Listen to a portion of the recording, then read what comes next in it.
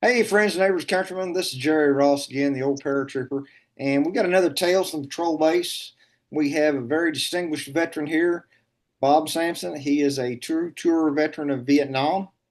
He served with the 71st Long Range Reconnaissance Patrol, and he also served with Mike Company, 75th Infantry Airborne Ranger. And I met Bob at the Long Range Reconnaissance Associations this last month, and man, it's really a pleasure to have you here and talk to you. Thank you very much in advance. Thank you. Appreciate it. Bob, can you kind of tell us, a little bit of your background? I think you're from originally from Anderson, Missouri. I am. I grew up in Anderson, Missouri, which is in the southwest part of the state on a farm. Um, After I graduated high school, I decided my parents wanted me to go to college, and that lasted. I went to Southwest Missouri State, I think is now changed names. That lasted Right. about 15 minutes. Yeah. And then I decided that the military would be a good option for me. So I joined the Air Force. I spent 4 years in the Air Force at Laurie Air Force Base in Denver, Colorado, as a firefighter, crash rescue. I Mm-hmm. loved the job. I got out in 65. I was married at the time. That wasn't going so well. My employment, I wasn't happy with the job that I had. So I felt it would be a good idea, rather than watching what was going on in Vietnam on the TV at dinner time, that I wanted to be a part of it. Mm-hmm. So I raised my right hand, and said, send me to Vietnam. And they did. And that was August of 1967, I think. They they gave you what you wanted. They sure did. And I don't regret it. I was headed to the 4th Infantry Division as 11 Bravo.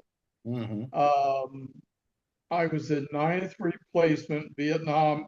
This guy shows up in tiger fatigues with a beret and gave us a spiel on on how great it would be to be part of long range reconnaissance. Mm-hmm. And um, I bought it. Me and 6 or 7 other guys decided that that would sounded better than an infantry company. Yeah. So I joined up, volunteered for LRRP, went to LRRP school, LRRP training, and it was a couple of veteran LRRPs, special forces guys that were running the training. And Was so that was in we house? worked, That was yeah, that was at in the unit. house.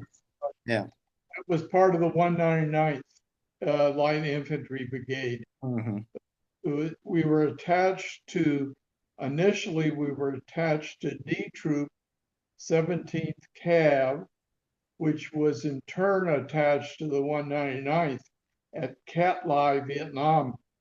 And at that point, most of our operation was in the Delta, Mm-hmm. pineapples, what they call the pineapple plantations, and which was, mud up to your rear end, and you slept in the water.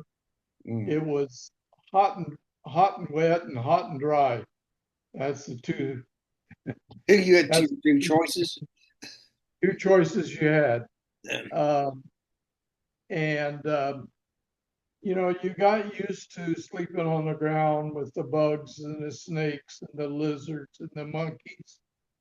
And we probably killed as many monkeys as we did VC, because when they were coming through the jungle at night, they sounded just like a human walking.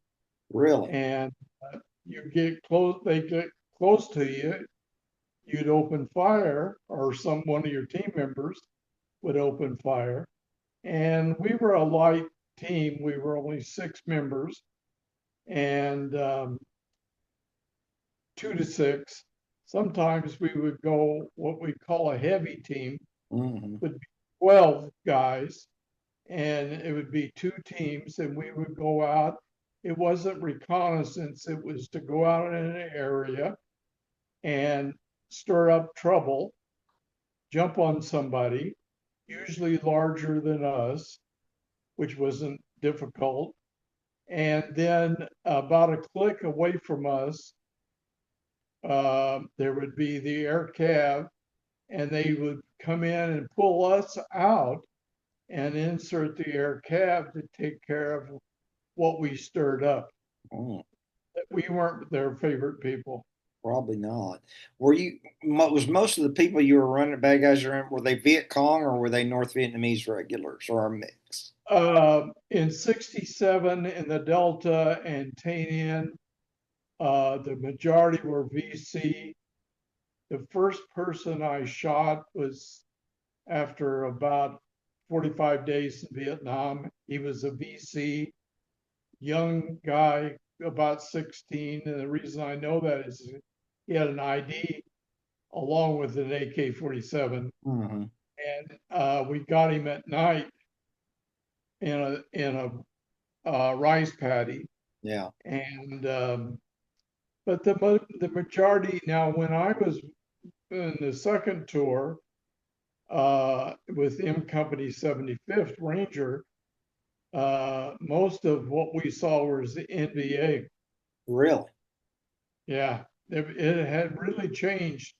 And we went from the rice paddy and the Delta in 67, 68 to triple canopy jungle in 69 and 70, Mm-hmm.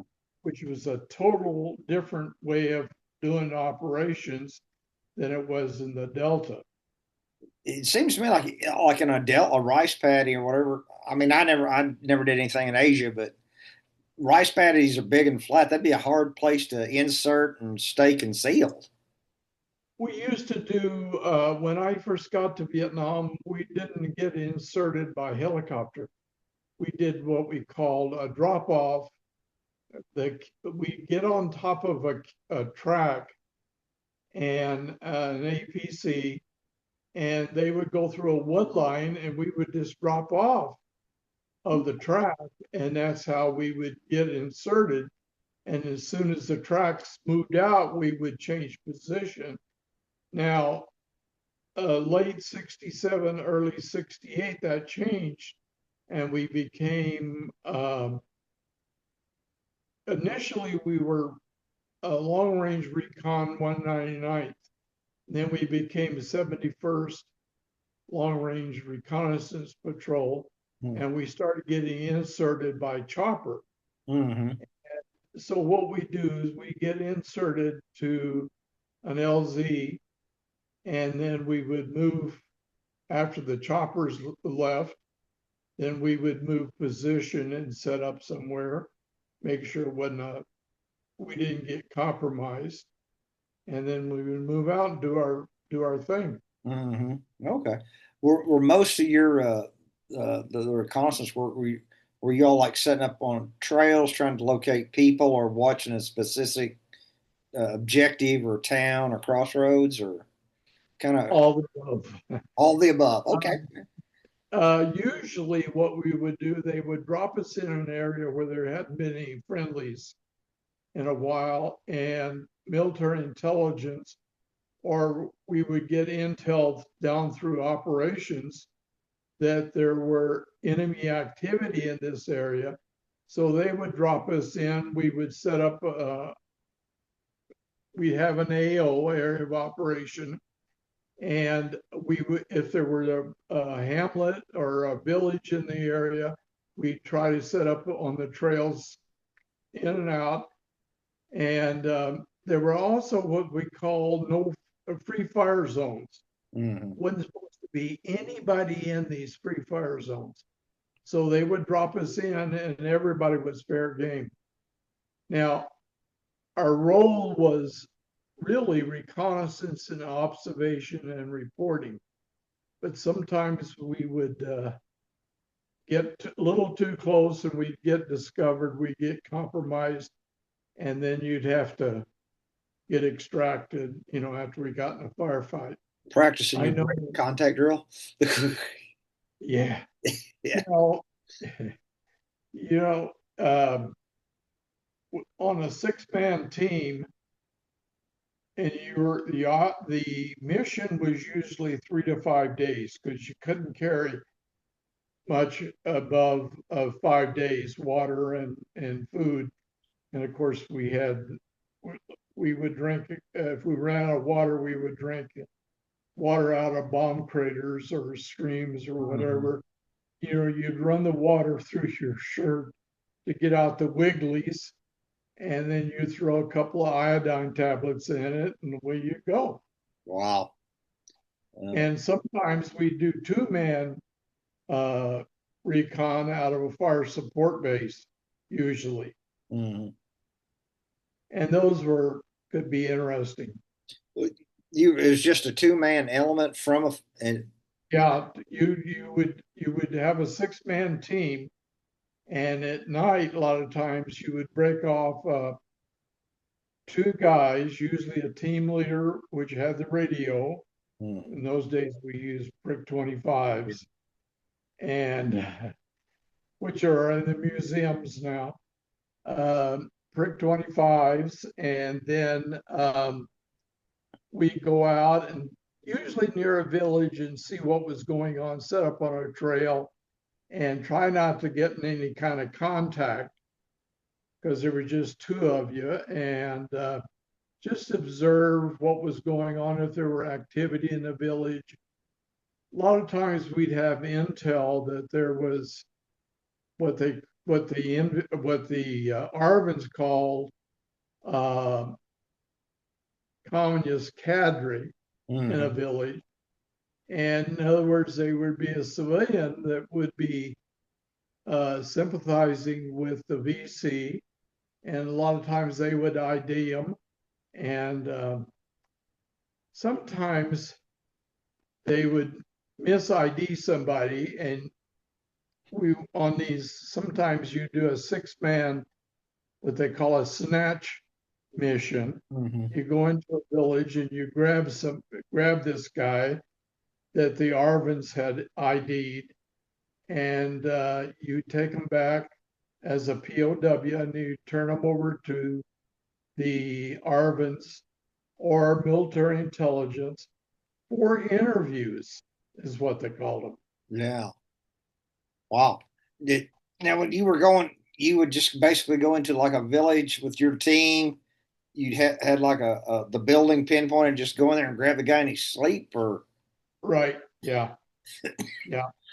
We did those kind of missions. We did ambushes. We did what they call SNRs, search and rescue. A chopper go down somewhere.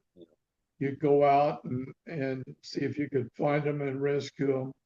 Set up a perimeter around the chopper if you could find it, and you know they I'll be honest with you, in 67 when I first got to the unit, they really didn't know what the hell to do with us. yeah, They they didn't, it was a new concept, especially for Vietnam. Westmoreland it was his idea to do long range reconnaissance.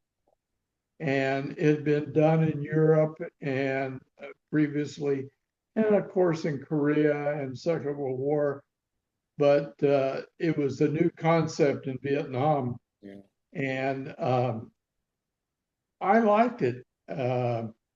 You wore the sterile tigers. You could carry any kind of weapon you wanted to, including AKs. Um, there wasn't a lot of rules. We didn't pull any details. We didn't pull any guard duty. We didn't pull any KP. We didn't do any, pardon the expression, shit burning. yeah, yeah. Uh, we went to the field and did our mission, and then we come back and stand down, go to the enlisted club and get drunk, or go into town and get drunk, and wait for the next mission. How long were you was you stood down? Was there like a standard stand down period, or was it No, hit and miss? it would depend a lot on how many teams were able to go to the field. A lot of times because of illnesses or injuries or KIAs. I know my first 60 days in the unit, we lost a whole team. Oh There wow. were 7 men who went out, only one came back. And so that was kind of my introduction to the unit. And most of the guys that got killed on that team was the guys that I joined the unit with. Oh wow. So um, it was a little shaky at the time. I'll be honest with you, especially when they didn't bring the bodies back to the unit, but they brought their equipment and their rucks, and there was blood on the rucks, and we had to go in and inventory their personal items so they could be packed up and sent home. Hmm. So that kind of brought it all into reality real quick, like. I can imagine. Yeah. So you you were saying this was like within your first 60 days of, Uh-huh. of the trip. And when you were all in between missions, I mean, you all continue to practice your rehearsals or Well, we and would have train. We yeah, would do. We would continue to train in between trips. We do things like knife throwing practice, uh, patrol techniques. We go out in a relatively what they would call a secure area yeah. and do ambushes and do patrols. And there was my first team leader was a guy that had served in Korea and with a ranger unit. And I learned more from him. I won't use his name, but I will describe him to you. He was an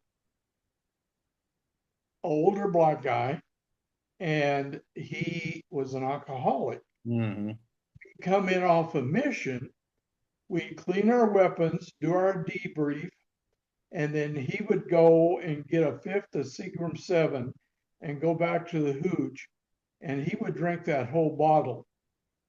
And I know at least a couple of times he started on a second bottle. Yeah. And we were, if you've got a second, I'll tell you a little story about him. We got all the time in the world. He he was in the hooch and he had to go hit the head. And we the hooches were elevated because our camp was in the inside an old French seaplane base. Hmm. And during the monsoon seasons, it would flood.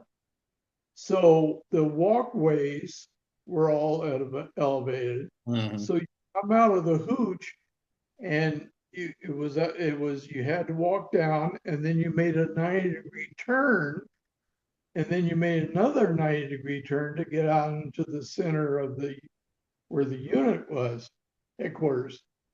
And so Tim, sorry, so he came out. So he came out of the hooch, and he didn't make the first 90-degree turn. He fell off in the water, and the water was only a couple inches deep. And we're all standing around laughing at him. Yeah. Like, this was funny. And he was face down in the water, couldn't get up. He was so drunk. And somebody finally yelled, "He's drowning, he's drowning." So we picked him up and got him on his feet, got him back on the walkway, and somebody walked him to the head and back to the hooch.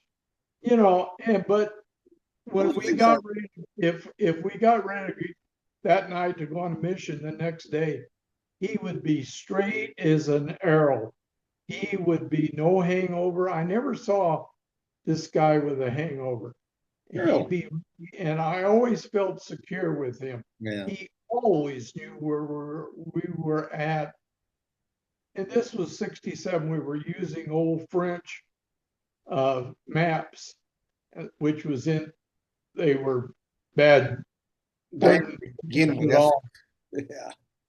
The only thing, villages were showing up on the maps that weren't there, or that there would be an area where it would not be a village, and all of a sudden you'd be in the middle of a village.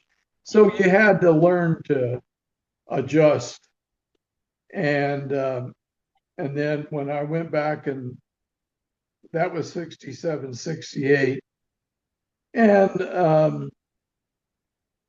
it was a fun time actually.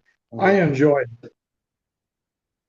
Well, you said you kind of had a wide, you could kind of carry whatever weapon you wanted. What was some of the weapons that you carried besides the M16s, A1? 12 gauge shotgun, M79, AK. Uh, AK was a good weapon, but we had a hard time. Ammunition was somewhat limited. They were captured weapons that we had captured, so ammo. So most of the time, as a team leader, we didn't have RTOs, we didn't have medics. So on a 6-man team, you had a point man who walked point. Second man in line was a team leader, and that was me. And you carried the radio, a Prick 25. Hmm. And then there was 3 scouts and then a tail gunner. And the tail gunner was usually the assistant team leader. He also carried a Prick 25. So if you got hit and you got separated, the idea was a couple of guys go with the assistant team leader, a couple of guys go with the team leader, and you both groups had radios. Hmm. And so it was a pretty good setup. It worked. I remember there was especially in the last tour, some E&E escape and evasion that went on with our team. And it gets a little hairy when you got 6 guys in triple canopy jungle trying to E&E. I can only imagine. But So, but most of the time, to answer your question, I carried a 12 gauge, which was great because in triple canopy jungle, you're within 25, 35 meters of somebody. hmm And, you know, you're usually the team leader. If they're close enough to get with a shotgun, they're damn too they're close. way too close. And usually the team leader I would be on the radio talking to TAC Air or light fire teams, which was the helicopters. In those days, we talked directly to the pilot of the F-100 or the F-104 or 105, whatever they were flying. And there was not a Ford air controller that you had to go through. You would talk directly to the pilot Wow. and you would tell him your position. You would mark your position, and then you would give the pilot a distance and an azimuth to make his run. And though you didn't have them go over you, you had them go in front of you or alongside you or behind you, and you didn't want them firing behind the enemy because I know there was a couple of times I had to have a little discussion with the pilot that he was driving the BC towards us. You need to get within 75 meters of our position. And I remember we got in an argument because he was saying that was too close. And I said, basically, he said, if you're a good shot, no problem. You know how to fly that airplane, you put it at 75 meters in front of us and drive them back. Don't drive them towards us. Yeah. And he did. So that's pretty hairy. So it sounds to me like the your PRC 25 was actually a pretty good radio. Yeah, it was. The only thing the batteries would get when we were in the Delta or when monsoon season, the batteries would get wet and they stop working. Yeah. We carry spare batteries. We put them in a C4 plastic bag and use duct tape to tape it closed, Mm-hmm. keep them dry.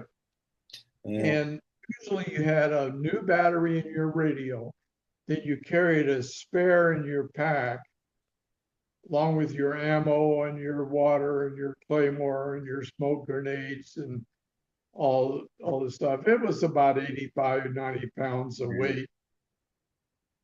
Or the or so when you guys were out patrolling, I mean, you all had for the most part pretty good comms. So Yeah. If we didn't, we would run up an antenna in a tree, yeah. somewhere, and we'd have a relay. If we were too far out, we had a lot of times we had a relay station Mm-hmm. set up somewhere where we could talk to. And I'll tell you, I'll give you a description. If things can get screwed up, they definitely will. Yeah. And when I went in, the last mission I went in, when I got wounded in 70, was in November, December. I think it was late November, early December of 70. And the first thing that happened, we got put in the wrong LZ. And then the LZ we were in, they told us just to head out from there. They gave us another LZ to go to. Only problem is when right off the LZ, we got compromised. We came across a trail that had water in it and was still walking through. So we knew either VC or NBA were nearby. So I called for extraction. They said, hang in, we'll get to this other location and we'll pick you up. And so we made contact. I called in for an artillery shot, Mm-hmm. and we found out then we were out of the artillery fan. Yeah. So that one didn't make us happy. No. So we finally got set up in a position on a little hill, top of a little hill, and it was triple canopy jungle.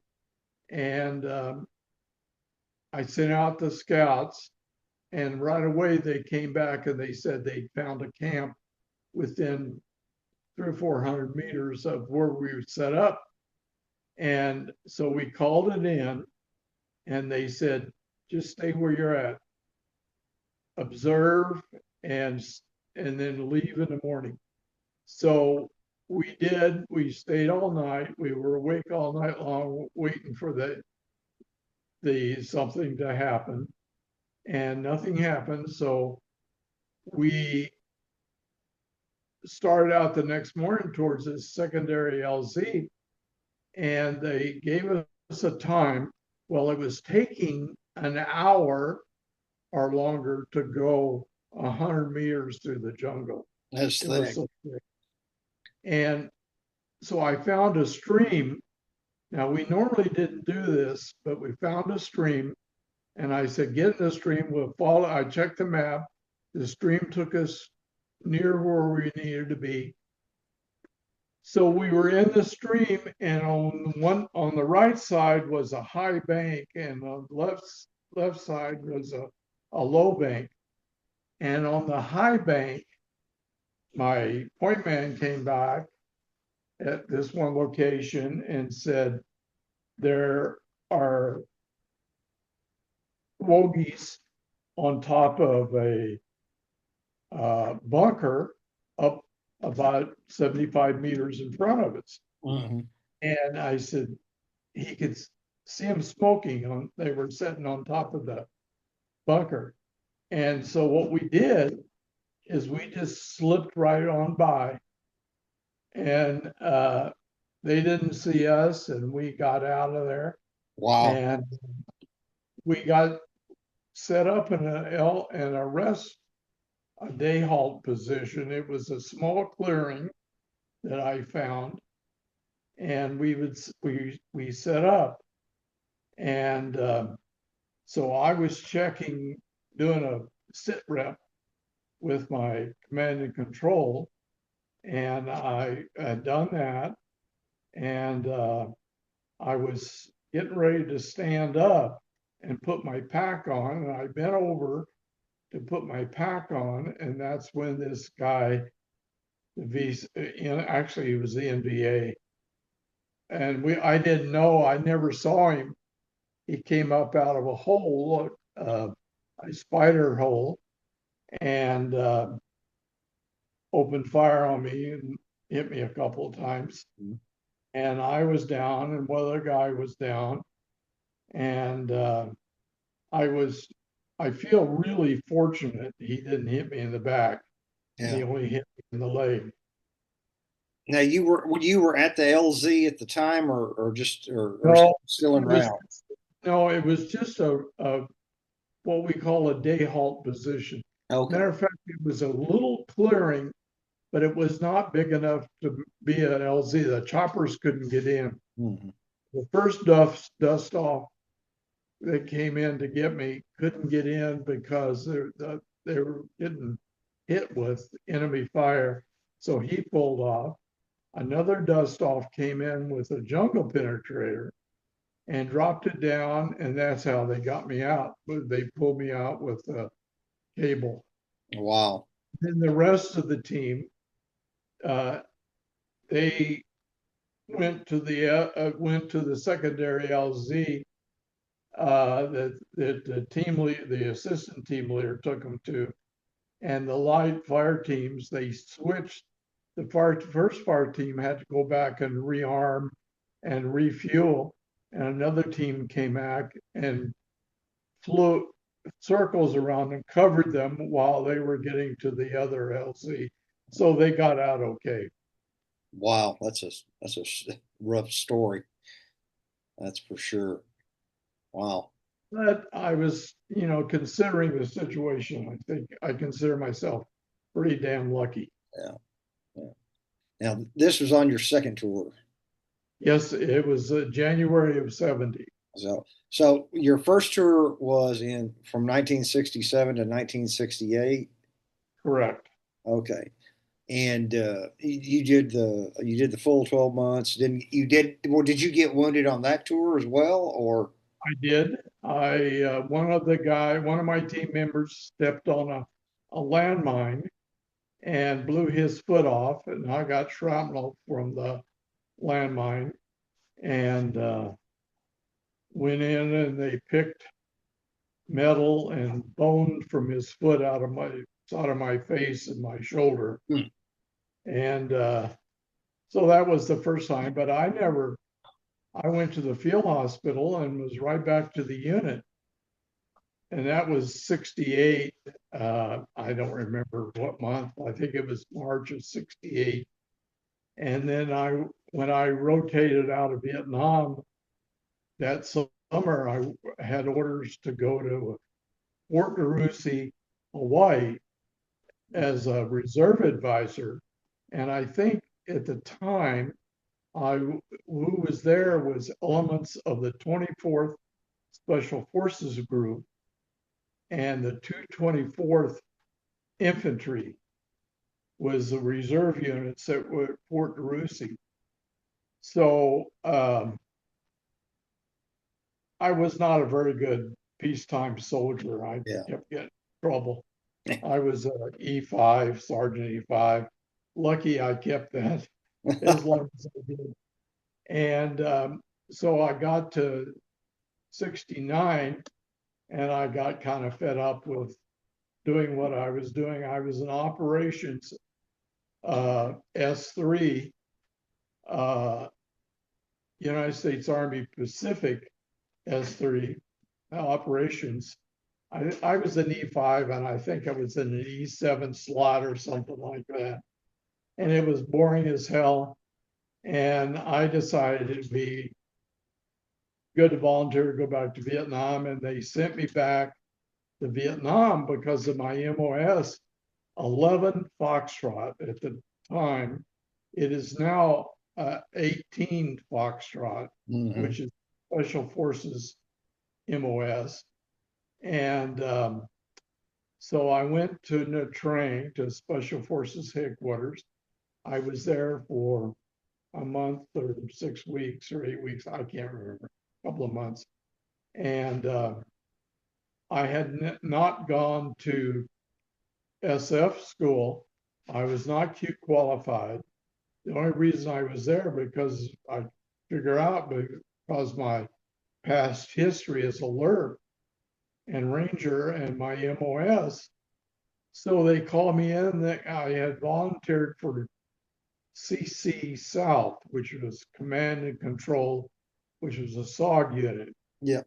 And they called me in, they said, you can't do that. And I said, why not? And they said, you're not Q qualified. And I said, okay. They said, we have to send you somewhere else. You can go anywhere you want to. I said, how about Hawaii? They said, no, can't do that. It has to be in country. So I said, how about to my own unit? So they sent me back to my own unit. So when I got back to the unit, they'd been reflagged from the 71st LRRPs to M Company 75th Ranger. Yeah. So that's how I became a Ranger. I never went to Q course. I never went to Ranger school. I went to Recondo School, which was an SF Reconnaissance School in '68 on my first trip. But I didn't go to the Q course. I didn't go to Ranger School. You OJT'd it on job training. Yeah, that's right. OJT, definitely. Everything I did was OJT. Well, let me ask you this. You said you went to the MACV Recondo School. That's kind of a legendary school. I mean, the last patrol was a live fire.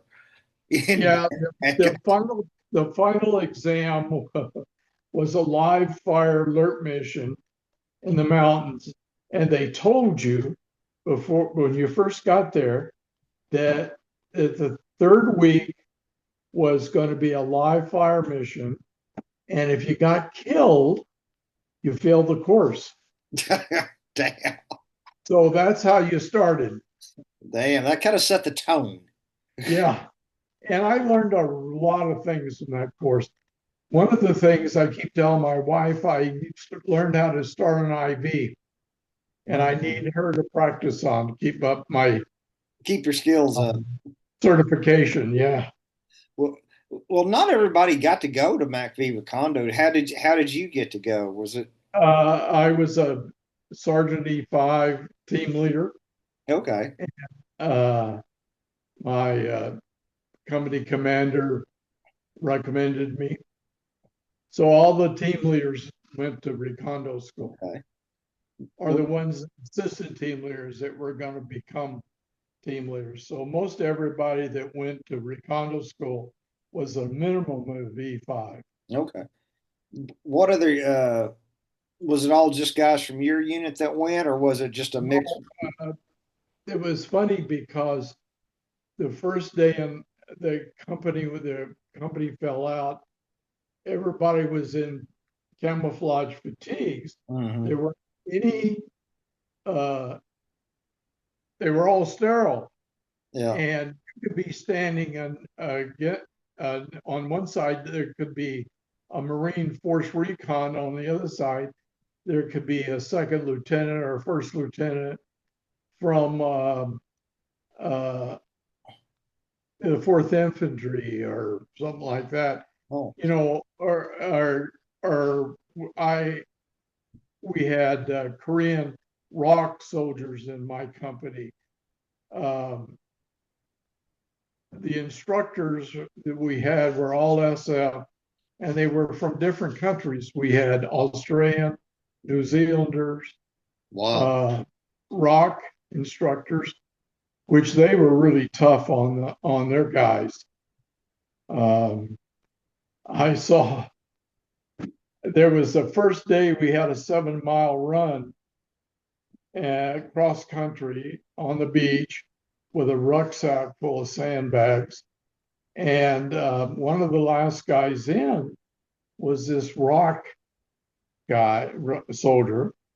And so when we fell in the company formation, he was a couple, three guys down from me.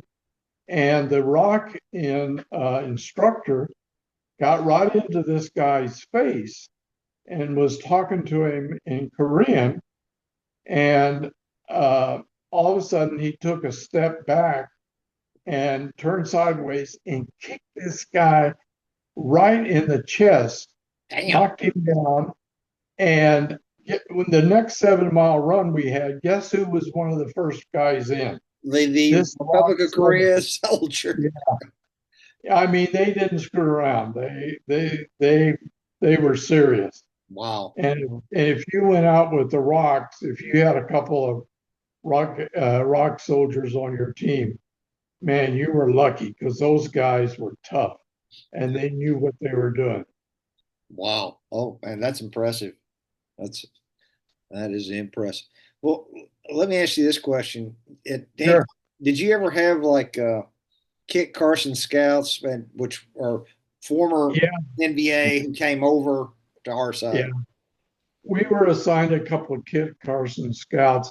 I wouldn't take them to the field because I didn't trust them. Hmm. Yeah, I didn't feel I needed one. Number one, I should say that's number two. Number one, and I told the CO, I'm not taking one of these guys to the field.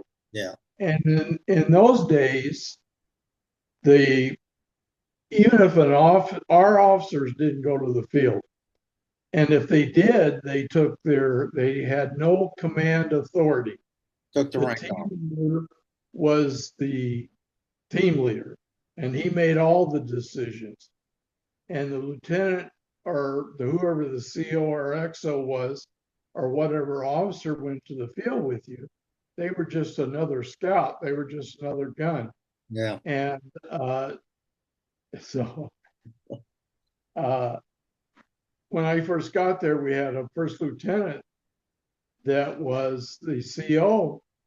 And after I made team leader, we get a new guy in, and he always called me. He called Sampson, come in here. So I go in, and he'd sign me the new guy. And I remember after about the third or fourth time this happened, I said, LT, what the hell did I do to piss you off? Where you keep giving me these new guys to take to the field? Because you take a guy that was from the infantry, brand new, and if he didn't work out, if your judgment was he was not going to become alert, you could reject him and send him back to the infantry or Yeah. wherever the hell he came from. So you had that kind of authority. Team leaders were gods. In those days, they were. Yeah. Well, I mean that kind I of don't know how carried they on are. with I don't know how it is now, but I mean, when but I in those days, we could pretty much do anything we wanted to do.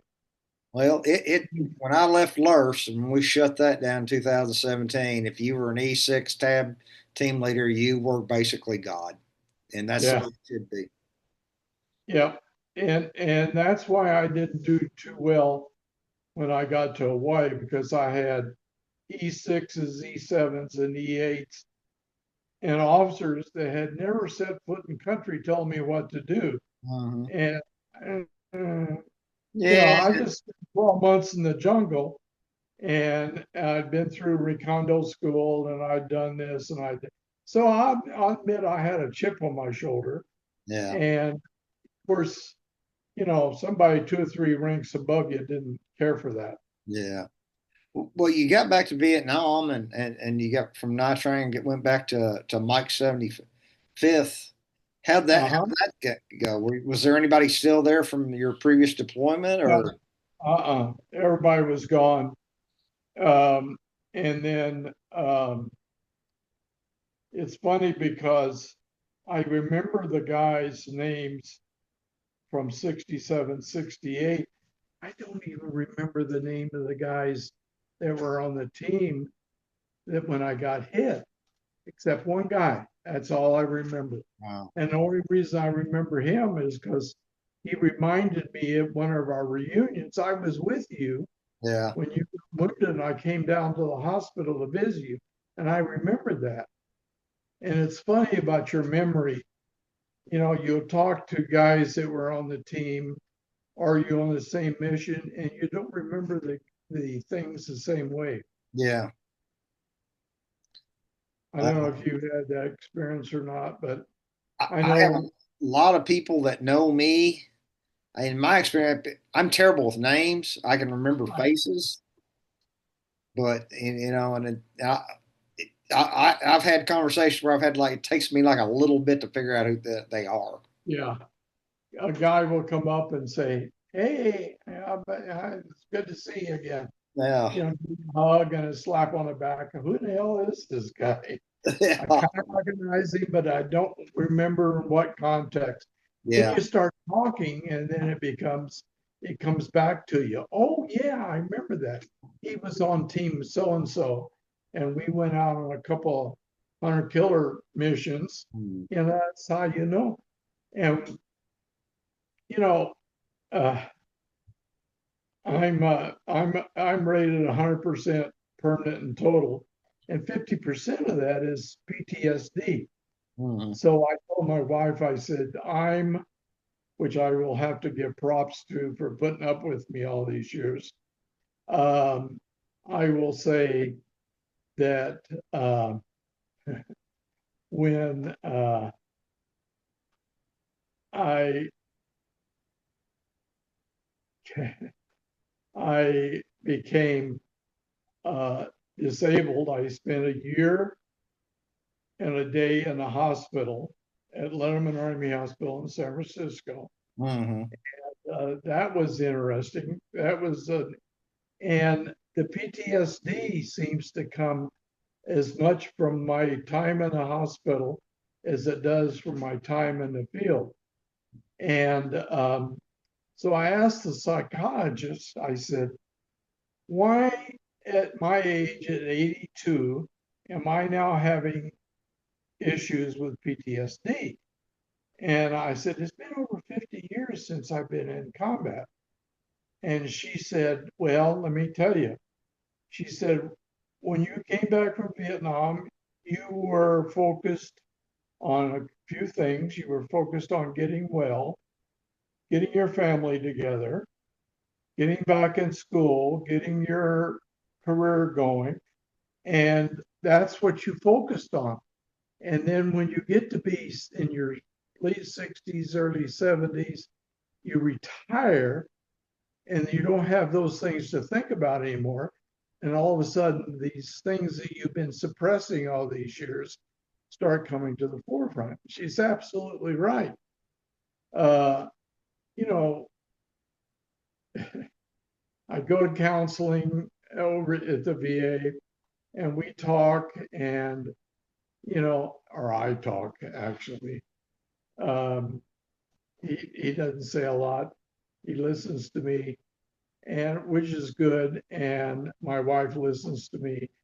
The only problem is, and she will be the first one to admit this, someone who is close to you and supportive of you, you take out your frustrations on.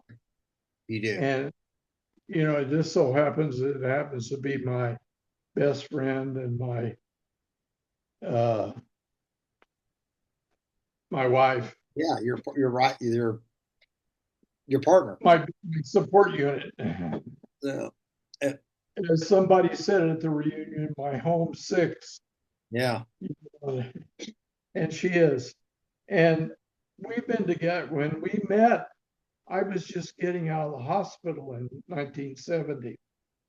And we got married in December of 71. And the following March, I had my leg amputated. So she's been with me from the very get go, from the Yeah. very beginning. So she knew basically what she was getting into. Yeah. Good woman. I Good didn't have woman. any surprises. Yeah. Well, let me, I mean, as you, because you got back to or the mic company, Right, was right. the operational tempo, were you also doing basically the same stuff you were doing when you left in 68? Or had Uh, things evolved it, or, the mission was pretty much the same. What had happened, what I noticed, the difference between the two tours, um, the mission was pretty much the same. In the first tour, the team leader, if we got compromised, we could call for an extraction and get the hell out. In the second tour, they would leave us out there a little longer. They would say, stay on task, continue the mission, and you'll have support. Sometimes we did, sometimes we didn't. And that was the biggest thing. And that was my biggest gripe was when I got wounded. I didn't feel that we had the necessary support that yeah, we had light fire teams, we had helicopters, um, but they couldn't get us out. So somebody on the radio said, I think it was from the CNC ship, said, we'll drop ammo to you.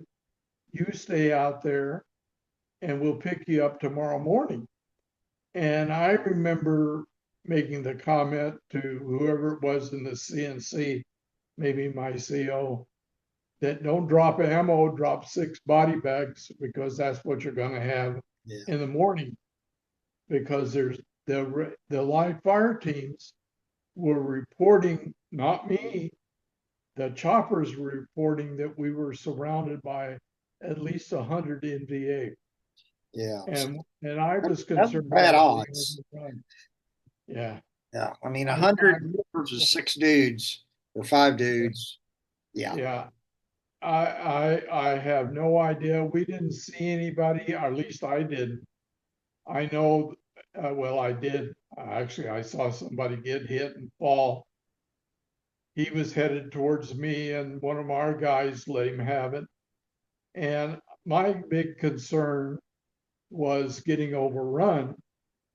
And was carrying that day, I was carrying an M16. And when I swung it around, I picked it up, my leg. Okay, I was laying on my back, and my leg from where I was hit, just above the knee, was out to the side at a 45-degree angle. Yeah. And I remember saying on the radio, my leg was blown off because I really thought it was at the time. Mm-hmm. Uh, so I picked up my rifle and was going to get into the firefight, and I pulled the trigger and it wouldn't fire. Well, a round had gone through the trigger guard and hit the trigger and bent it to one Advantage. side. That's the only thing I could figure out. Yeah. Uh, What else would have bent the trigger? Yeah. Not me falling. And so all I had at that time was my K bar and my 45. And I'd already made up my mind. There no way was I going to be captured. No. No way was I going to be a POW. Well, And I remember thinking wounded, that, you probably wouldn't have been a POW very long. You probably would have died. no, no, not in the condition I was in. Yeah. I like I said, we didn't have nowadays, and maybe in your day, they had the tourniquets, the cats. Yeah.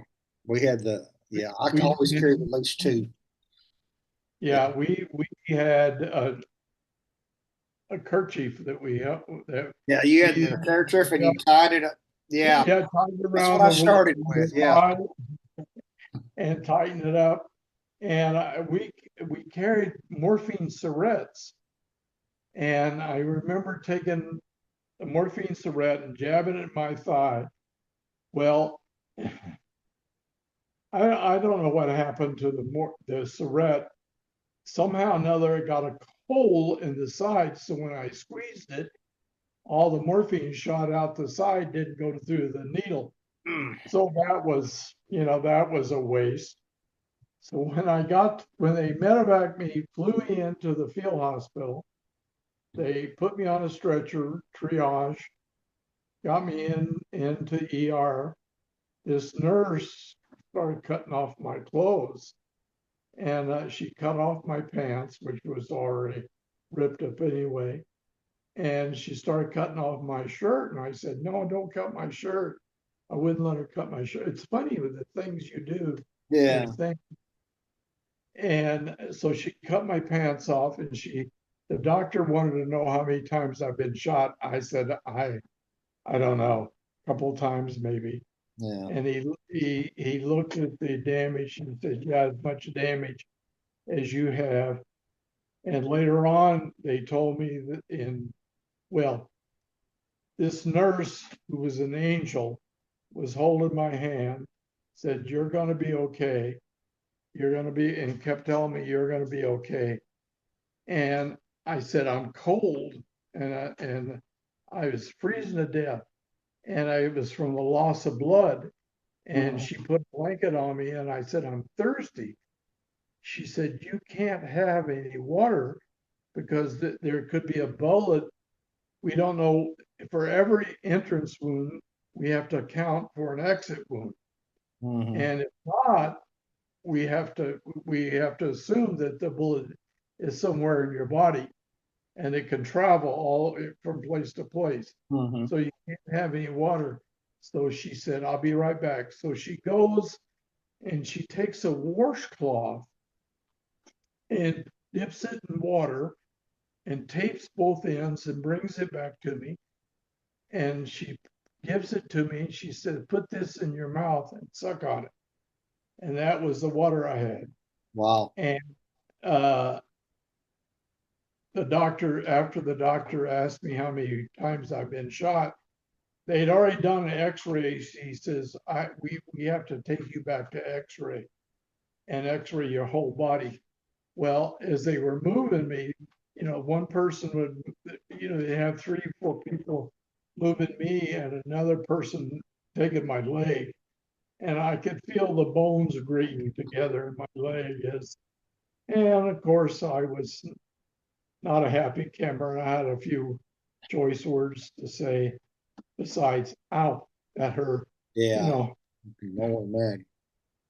And so anyway, they put me I woke up in the IV, in the emergency recovery, and I was in a body cast. So the first thing you do is do a little inventory, make sure everything is where it's supposed to be. Because in the field, I had blood all over me and I wasn't sure. You're numb, you're in pain, you didn't know what was missing, if anything. So anyway, you did a little inventory. I was in a body cast, and the doctor came in for his rounds and said, I remember telling him, "Thanks, doc, for saving my leg." He said, "I didn't save your leg, I just kept it." He said, "That's not my job here is to save your life. Yeah. When you get to where you're finally going, they will determine whether they're going to save the leg or not. And you could lose it between here and your final destination." So every time they would do a surgery on me, they'd have me sign a form that would give them permission, that authorization, like they needed it, Yeah. to amputate the leg. So every time 6 times I went in, had a surgery, 6 times I'd come back out and do an inventory, he still had the lake.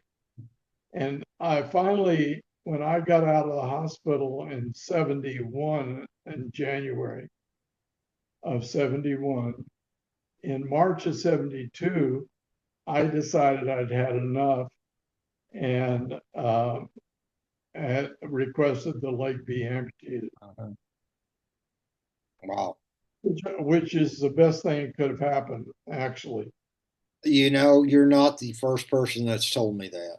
I have several friends who have went through similar Yeah. ordeals. Well, now, I had something I spent a lot of years, uh, not so much right now, but other issues. My prosthetic leg is now my good one. Yeah. Okay. And I, I had a successful, I had a couple of successful careers. Hmm. I could do anything anybody else could do. I could do whatever I wanted to do. You just had to find a way to do it, you know. And I used to say, and I still do actually, you're not disabled, you're not handicapped, you're inconvenienced. Hmm. Those. And if you take that attitude with uh, a big grain of humor, my wife always gets on me. She says, "You're being silly." Yeah, well, you got to. That's how you survive. Mhm. Well, I mean, yeah, like you said, you came out of that, and your experiences it probably helped you be successful in other careers. I mean, you went through hell. It's kind of downhill from there. Right. I did 10 years, almost 10 years at the university system in California. Then I did another over 20 years as a security consultant and a private investigator and executive protection and in San Jose, California. And I retired from both of those jobs, Yeah. successful. I think I've had a successful, Yeah. raised a couple of daughters. My wife and I together raised them. I think we were successful there. Um, we're still together after 54 years. She keeps That's renewing my contract. that's pretty doggone successful, Bob. Yeah, but I have to give her a lot of credit. She's put up with a lot of crap from me uh, over the years.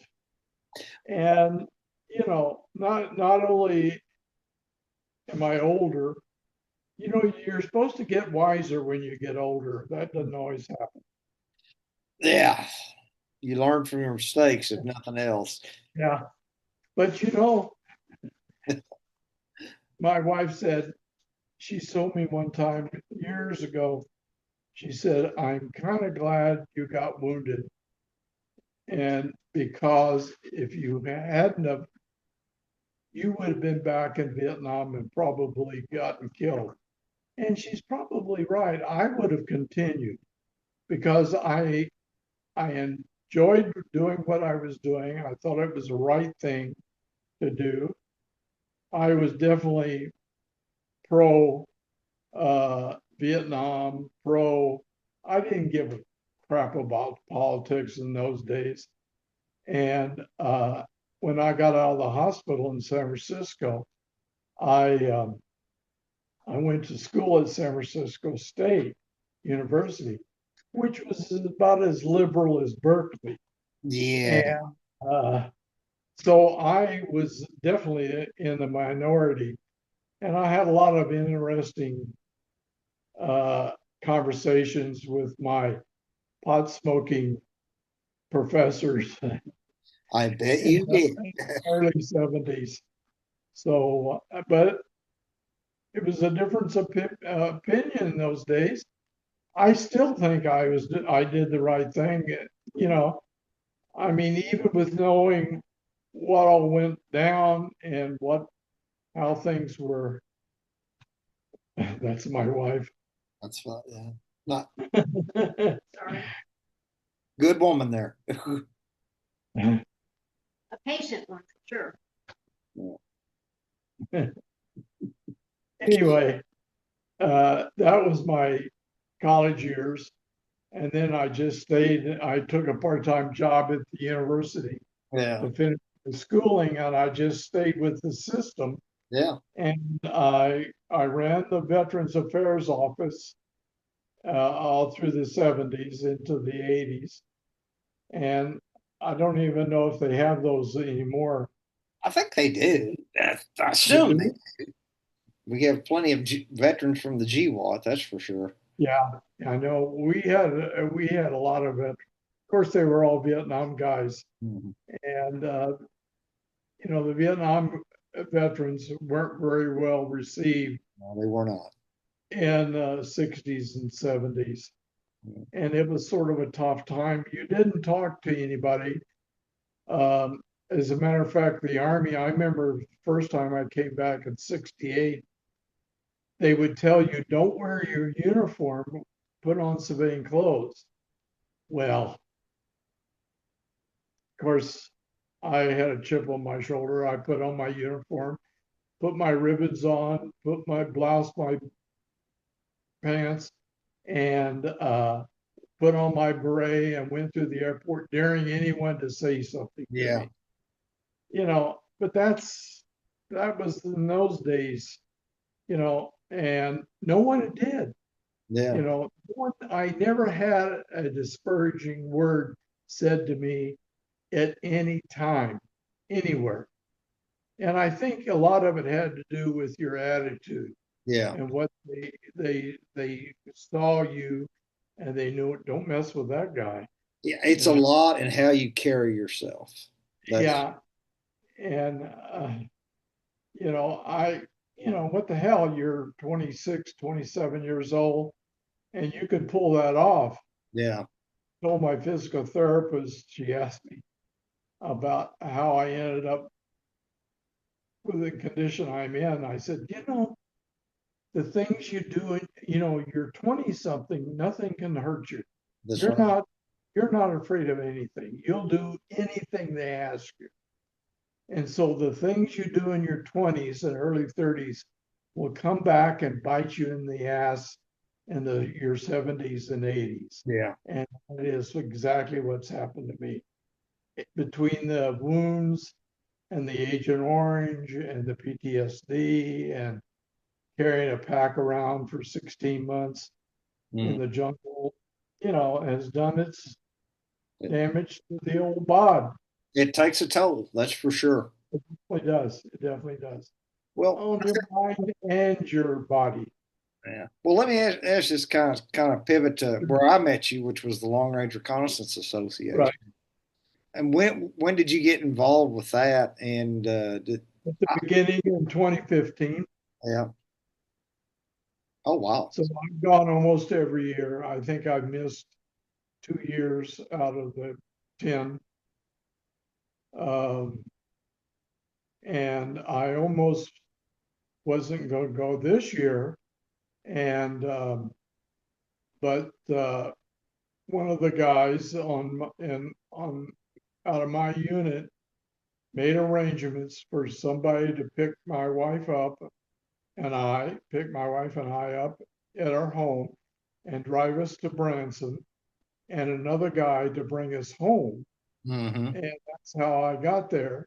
So, I really appreciated that.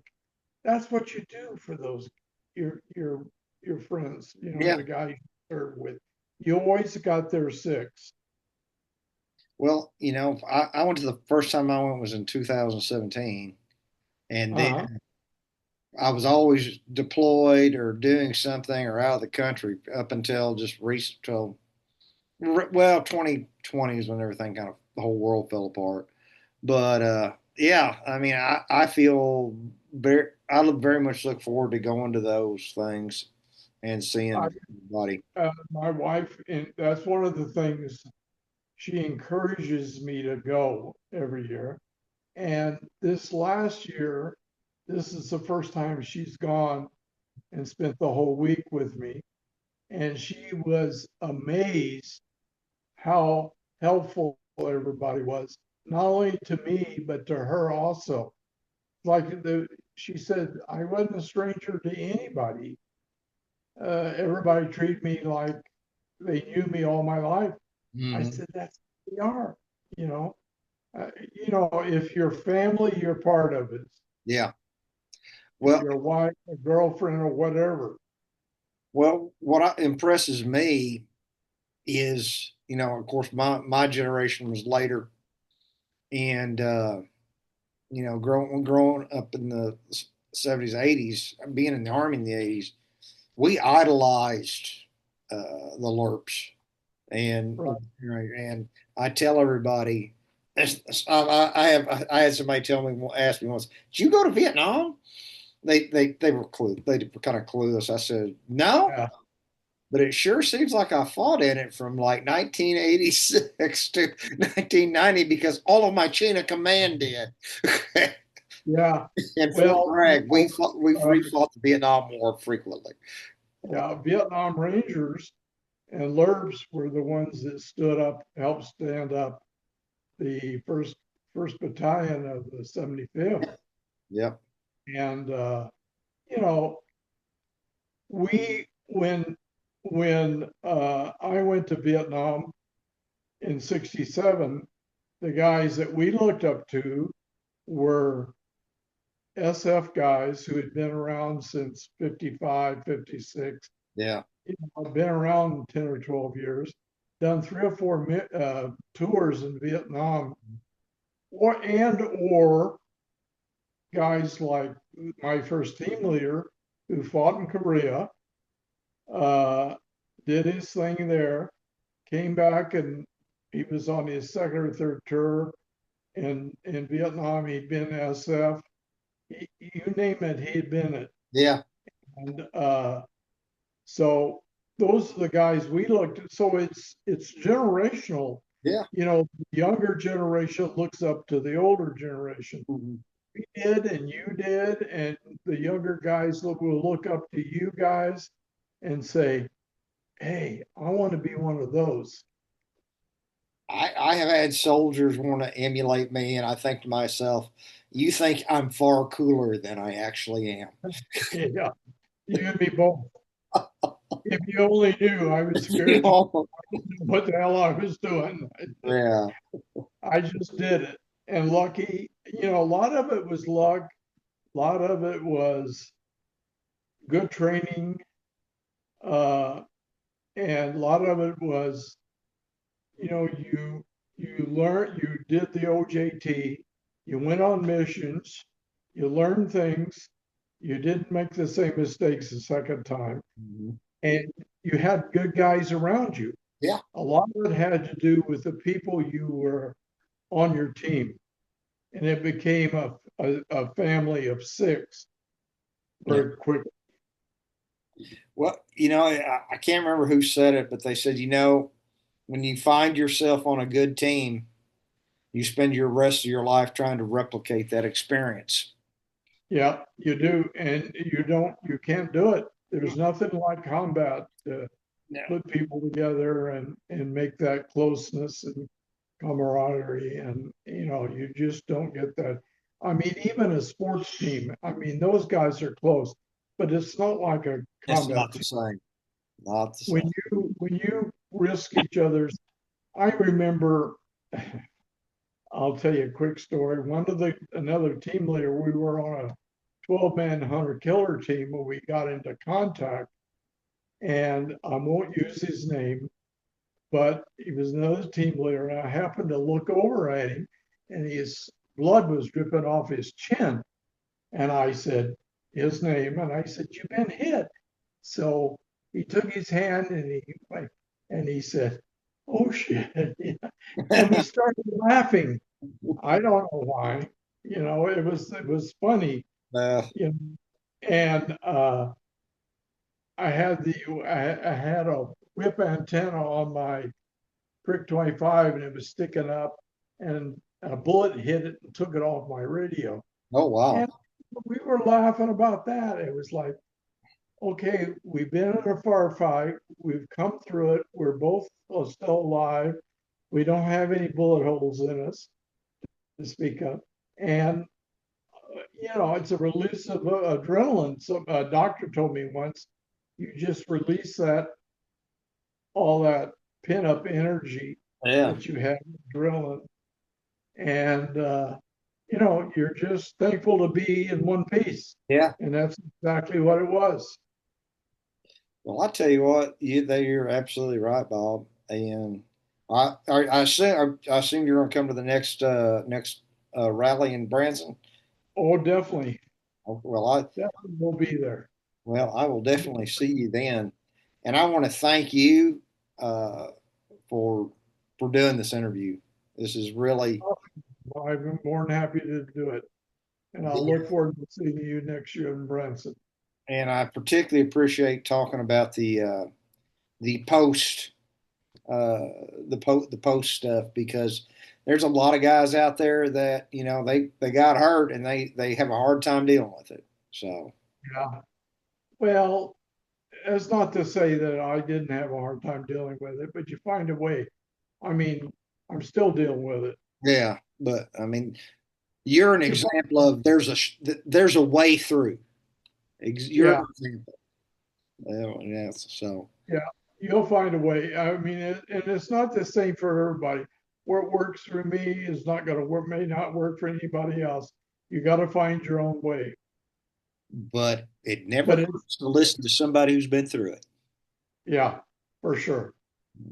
So, friends and neighbors, hey, this is the old paratrooper here. We're going to sign off and thank Bob here. Thank for everything he gave us and talked to us about. And all of you, watch your six, continue to train. God bless you, your families, and God bless the USA.